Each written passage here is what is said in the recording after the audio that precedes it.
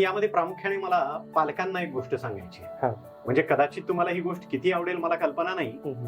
परंतु ग्रामीण भागातील पालक हे पूर्णपणे शिक्षकावर विश्वास हा. ठेवतात. जे चिखलाचा गोळा आहे आणि त्या गोळ्याला आकार तुम्ही द्या. द्या. पण शहरातल्या पालकांचं उलटच आहे हा. की शहरातले पालक शिक्षक थोडा प्रयत्न करत नाही तोपर्यंत उलट्या 10 अपेक्षा ठेवतात. हम्म. माझ्या मुलाला हेही आलं पाहिजे, तेही आलं पाहिजे, तेही आलं पाहिजे.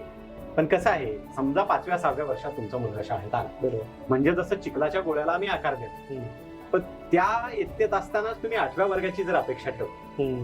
कारण तो शेजाऱ्याचा माझा मुलगा, त्या शाळेत जाणारा माझा मुलगा, विशेषतः माता पालक, हम्म.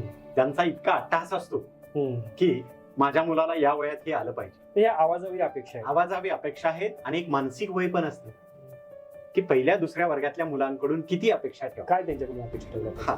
आणि हे पालक म्हणून सर्वप्रथम खरं तर बरोबर. पालकांनी जाणून घेणं गरजेचं आहे.